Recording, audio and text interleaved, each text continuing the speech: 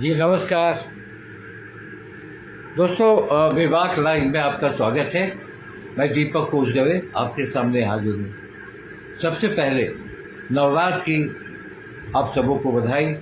आप सभी लोग पूजा पाठ में लगे होंगे और दशहरा का उत्सव मना रहे होंगे। इसी बीच आप राजनीतिक खबरों से भी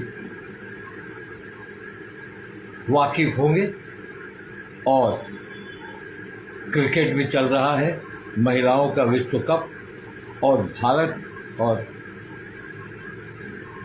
बांग्लादेश का टेस्ट मैच खत्म। T20 का खेल बतौर जारी। दोस्तों, आज मन हुआ कि आज कुछ क्रिकेट पर बात की जाए और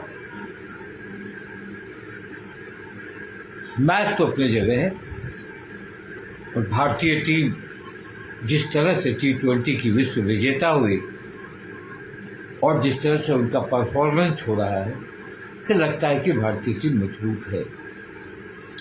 और क्रिकेट की दीवानगी तो आप जानते ही हैं हमारे देश में कैसी है। कोई भी मैच होता है तो लोग अपने अपने टीवी पर, स्टेडियम में, बातचीत में सारे लोग वाकिफ हो जाते हैं। और मैं अपने शुरुआती दौर में खेलता भी रहा हूँ और स्पोर्ट्स एडिटर भी रहा हूँ अपने एक बड़े अखबार आज हिंदी दैनिक से मैंने शुरुआत की थी। तो कहीं ना कहीं खेल के प्रति मेरा रुझान रहता है और चाहता हूँ कि खेल पर बातचीत हो। दोस्तों, बिहार की क्रिकेट पर क्यों बिहार के खिलाड़ियों से भारतीय क्रिकेट कंट्रोल बोर्ड को परेशानी होती है? क्या वजह? ये इतिहास है, इतिहास में भी जाएंगे थोड़ा और वर्तमान में भी जाएंगे। अब बिहार का नौजवान, देखिए, एक सब नौजवान 28 वर्षीय ईशान किशन, जो कि जिनका नाम बहुत बड़ा है, बल्लेबाजी में भी काम बहुत बड़ा है।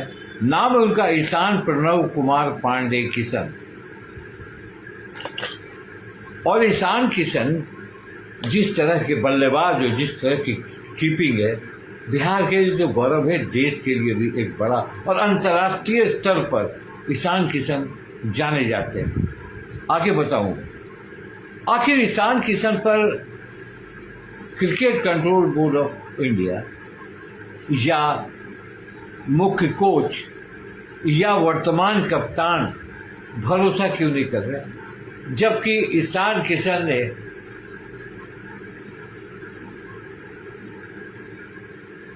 वो कलाबाजी दिखाई है इस कम उम्र में जिससे लगा कि उसका भविष्य तो बहुत आगे तक का है। लगता है कि राजनीति जो है cricket control board of India की, वो सर चढ़ कर बोल रही है, दूसरे को मौका देंगे, ईशान किशन को मौका नहीं देंगे। ठीक है, ईशान किशन ने कुछ बचपने हरकतें की हैं, कि वो दुबई चले गए, फिर डोमेस्टिक क्रिकेट से बाहर आ गए, कुछ बयानबाजी भी हुई, मगर बाद में वो इंस्ट्रक्शन को फॉलो किया और उन्होंने घरेलू क्रिकेट में ताबड़तोड़ बल्लेबाजी की। चाहे वो दलीप ट्रॉफी हो, चाहे वो बूची बाबू टूर्नामेंट हो, चाहे रणजी ट्रॉफी हो, वो लगातार विस्फोटक बल्लेबाजी कर रहे। तो फिर क्यों नहीं उन्हें बांग्लादेश वाले बांग्लादेश वाले मैच में उनको कम से कम भारतीय टीम का हिस्सा तो बनाते। देखिए, विकेट कीपिंग में हमेशा से बिहार ने नाम दिया है। मैं आपको बताऊंगा कि बिहार में विकेट कीपिंग में आपको याद होगा, नौजवानों को शायद याद न हो, इतिहास में जाएंगे तो उन्हें पता होगा कि दलजीत सिंह जो बिहार की ओर से खेलते थे, ताबड़तोड़ बल्लेबाज और शानदार कीपर थे। उसके बाद अब आ जाइए, दलजीत सिंह के बाद सबा करीम आए। सबा करीम पटना के क्रिकेटर थे, बहुत शानदार बल्लेबाज थे, शानदार कीपिंग करते थे। उन्होंने इंडियन टीम में अपनी जगह बनाई खुद अपने परफॉर्मेंस के हिसाब से। न कोई आता था न कोई और था। उसके बाद धोनी आए। धोनी ने तो डंका बजा दिया दुनिया में, विश्व कप जितवा दिया। अगर वो झारखंड के थे तो बिहार का ही पार्ट था, वो झारखंड के नाम से जाने जाते हैं, मगर जिस समय तो बिहार के ही पार्ट थे। उसके बाद अब आइए ईशान किशन ने भी वो तो जोरदार बल्लेबाजी और जोरदार कीपिंग की। देखिए, बिहारी क्रिकेटरों, एक समय था जबकि क्रिकेट का हेडक्वार्टर बिहार का जमशेदपुर हुआ करता था और ऋषि मोदी हुआ करते थे, जो कि बहुत इंटरेस्ट लेते थे बाहर के राज्य को, खिलाड़ियों को अपनी जगह नौकरी देकर बिहार से खेलने का मौका मिलता था उन्हें। जैसे रमेश सक्सेना हुआ करते थे, दलजीत सिंह हुआ करते थे, आनंद शुक्ला हुआ करते थे, रमेश शुक्ला हुआ करते थे। तो ये ऐसे टाइप के बल्लेबाज खिलाड़ी बिहार में होती। उस समय ईस्ट जोन वे जो थोड़ा सा राष्ट्रीय पटल पर उन्हें बहुत तवज्जो नहीं दी जाती थी। कोलकाता में अंबर रॉय खेला करते थे, उनके बेटे प्रणव रॉय खेला करते थे, दिलीप दोषी खेला करते थे, सुब्रतो गुहा ऐसे खेला करते थे, बंगाल से खेलते थे। मगर वो मुकाम नहीं। अब तो बंगाल से बहुत बड़े बड़े खिलाड़ी हो गए। आसाम, बंगाल, उड़ीसा, बिहार, ये ऐसा यो था कि अपने बलबूते जाते थे। West zone, south zone, central zone, इन लोगों का दबदबा हुआ करता था क्रिकेट में और ज़्यादातर बम्बई का दबदबा होता था। मगर परिस्थितियाँ बदली और अब जो स्थिति है, देखिए मैं आपको रमेश सक्सेना की बात करूंगा, बहुत ज़्यादा विस्तार से नहीं जाऊंगा कि ईशान किशन पर मैं आऊँगा। रमेश सक्सेना एक ऐसे खिलाड़ी थे, उनको वेस्ट इंडीज़ के गैरफील्ड सोबर्ट्स ने कहा था उनके बारे में कि अगर वो वेस्ट इंडीज़ में होते तो एक बहुत बड़े खिलाड़ी होते वेस्ट इंडीज़। मगर रमेश सक्सेना को एक टेस्ट मैच में उनके काबिलियत से मौका मिला और मंसूर अली खां पटौदी ने उन्हें ओपन करा दिया, जबकि 2 डाउन बैट्समैन थे और कवर ड्राइव के मास्टर थे। उनकी बल्लेबाजी देखने के लिए रणजी ट्रॉफी में भीड़ लगती थी। उनको 1-2 टेस्ट में चलता कर दिया गया। दलजीत सिंह ने लगातार की, दलजीत सिंह का भी टीम पे सिलेक्शन हुआ, मगर नवाब मंसूर अली खां पटौदी ने उन्हें वापस भेज दिया। उसके बाद रमेश शुक्ला, आनंद शुक्ला, जिनके फिरकी गेंदबाजी से बड़े बड़े बल्लेबाज ध्वस्त थे, उनको मौका नहीं मिला। अविनाश कुमार एक बहुत शानदार बॉलर थे, उनको मौका नहीं मिला। तो बिहार से बहुत अच्छे खिलाड़ियों की खेप आई, मगर विकेट कीपिंग में बिहार अगर माना जाए तो फरूक इंजीनियर एक समय उनका दबदबा था और लगातार भारतीय टीम से वो खेलते थे। बड़े अटैकिंग बैट्समैन थे, उनकी भी बल्लेबाजी देखने के लिए लोग आते थे ये में। उसके सैयद किरमानी आ गए, तो बहुत सारे विकेट कीपरों का कैरियर जो है वो विराम हो गया। बाद में किरण मोरे आए, फिर और भी लोग आए। मगर जब धोनी आए, नहीं सबा करीम आए, फिर सबा करीम ने भी शानदार गेम अपना दिखाया और अपने गेम की बदौलत उनके आंख में चोट लगा। फिर Saba Karim cricket control of India के बड़े प्रमुख पार्ट हैं अभी भी। और धोनी ने तो तहलका मचाया। धोनी के बारे में आपकी आवश्यकता से धोनी बिहार के थे, धोनी ने देश में दुनिया में नाम कमाया। बिहार का नाम भी रोशन हुआ, झारखंड का भी नाम रोशन हुआ, क्योंकि बिहार झारखंड एक ही था और धोनी झारखंड से खेलते थे। उसके बाद आ गया अब देखिए ईशान किशन आए और बहुत ताबड़तोड़ बल्लेबाज। उन्होंने अंडर 19 विश्व कप 2016 में कप्तान रहे। 2021 में इंडियन टीम में इंग्लैंड के खिलाफ उनको डेब्यू मिला। 2023 में वर्ल्ड कप टीम के में शामिल थे। धोनी और गिलक्रिस्ट को अपना आदर्श भी मानते हैं। तो उन्होंने रणजी ट्रॉफी, विजय हजारे ट्रॉफी में काफ़ी कमाल किया और आपको याद होगा कि आईपीएल के भारत के दूसरे खिलाड़ी थे जो सबसे 15.25 करोड़ में वो ऑक्शन में आए थे। बांग्लादेश के खिलाफ उन्होंने 136 गेंदों में 9 छक्के और 24 चौके लगाकर दोहरा शतक बनाया था। तो उसके हिसाब से उनका भी कैरियर बहुत अच्छा हुआ और बड़े उदीयमान खिलाड़ी हैं। ऐसे खिलाड़ियों को आप बार बार, ठीक है, अगर उनसे कोई नादानी हुई और उसका वो रेक्टिफिकेशन हो गया तो उनके क्वालिटी पर, उनके गेम पर कोई चीज कैरियर को खराब करने की बात नहीं होनी चाहिए। कम से कम 15 खिलाड़ियों में जो आपकी टीम है उनमें होना चाहिए। संजू सैमसन अच्छे खिलाड़ी है, मैं ये नहीं कहता कि संजू सैमसन खिलाड़ी मेहनती नहीं है, खिलाड़ी है, मगर उन्हें बार बार चांस देके। ऋषभ पंत है, ठीक है, ऋषभ पंत आ गए लंबे समय में, और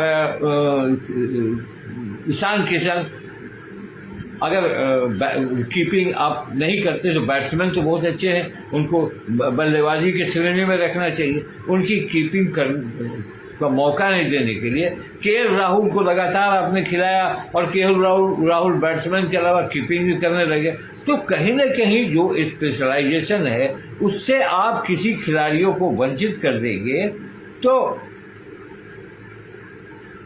उसका परफॉर्मेंस भी खराब होगा और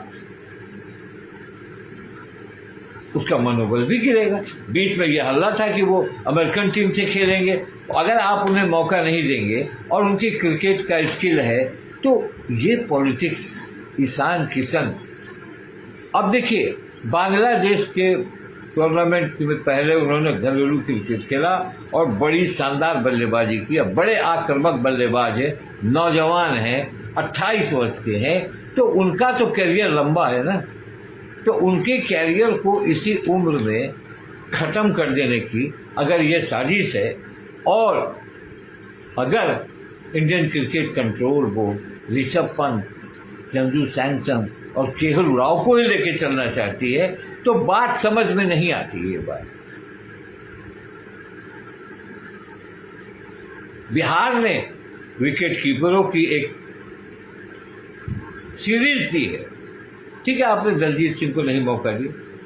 उस समय cricket control board of India का एक अलग, अब आप देखिए एक बात में तारीफ भी करनी चाहिए cricket control board of India की, ऐसे ऐसे खिलाड़ियों को ला रहे हैं जो गांव के परिवेश में है, अच्छा खेल रहे हैं। रिंकू सिंह का नाम आता है और भी बड़े नाम आते हैं जो स्टार बन गए, वो ठीक है, अच्छी बात है, मगर आप ईशान किशन को कौन सी सजा दे रहे हैं?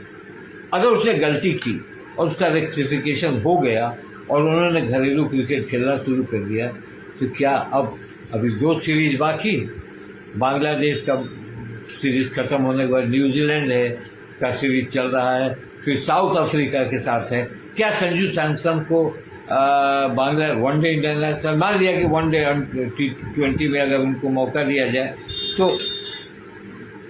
हालांकि टेस्ट कैरियर में उनका एक बहुत शानदार अभी रिकॉर्ड नहीं आ पाया है, मगर हाँ वनडे और T20 में उन्होंने जानदार खेल का प्रदर्शन किया है और एक नौजवान खिलाड़ी, हाँ, जिसके बड़े रिकॉर्ड्स हैं। तो क्रिकेट बड़ा सेंसिटिव गेम है हमारे पब्लिक के लिए। आम पब्लिक में ये चर्चा है कि भाई ईशान किशन को एक तरह से धुआंधार बल्लेबाज हमारे हैं। आपने देखा ही होगा चटगांव में जो मैच हुआ था जिसमें उन्होंने डबल सेंचुरी मारी थी। अगर डबल सेंचुरी मारने वाले इंडियन है, रोहित शर्मा ने 3 डबल सेंचुरी मारी, क्रिस गेल ने मारा, तो वो तो उस स्टैंडर्ड का प्लेयर है। मुझे तो लगता है कि इस पर झारखंड और बिहार क्रिकेट कंट्रोल बोर्ड को दबाव डालना चाहिए। तो मुझे ये भी लगता है कि झारखंड के मुख्यमंत्री हेमंत सोरेन को भी इसके लेकर बात करनी चाहिए। हालांकि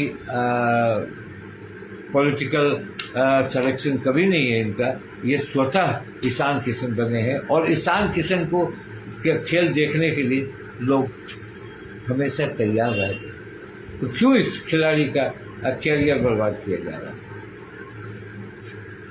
एक अच्छा खिलाड़ी है, आप के राहुल को बार बार फ्लॉप होने के बाद भी के राहुल को आप मौका देते हैं, आप मौका देते हैं ऋषभ पंत को।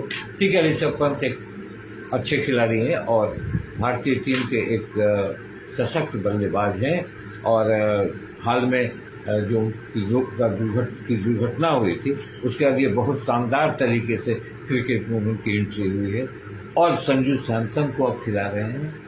क्या ईशान किशन को मौका नहीं दे सकते? आप टीम में रखिए, ये तो कैप्टन पर है कि किसको लेके खेलना चाहता है कैप्टन जो कहेगा वो खेलेंगे। कभी मौका आ गया, कभी कुछ आ गया, तो मुझे लगता है कि एक ये सुनियोजित साजिश है इंडियन क्रिकेट कंट्रोल बोर्ड और प्रशिक्षक, और मैं तो कहूँगा वर्तमान कप्तान को भी इसमें चाहे वो सूरज कुमार हो, चाहे वो रोहित शर्मा हो, उनको इस बात को ये पक्ष रखना चाहिए।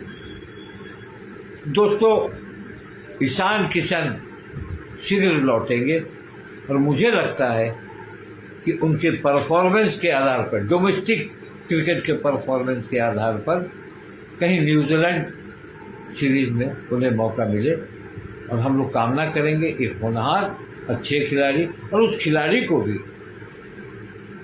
बीसीसीआई के नियमों का पालन करना होगा, संयम में रहना होगा, और लगातार क्रिकेट खेलना होगा, तभी वो एक सितारा बनेंगे, नहीं तो वो सितारा डूब जाएगा।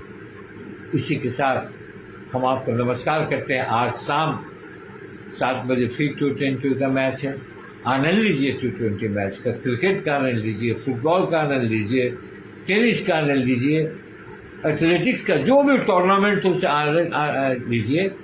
राजनीति का आनंद तो एक अलग आनंद है, एक अलग कष्ट है, एक अलग चर्चा है। कभी कभी क्रिकेट पर भी आ जाइए, फुटबॉल पर और बैडमिंटन पर भी आ जाइए, और खेलों पर आ जाइए। नमस्कार।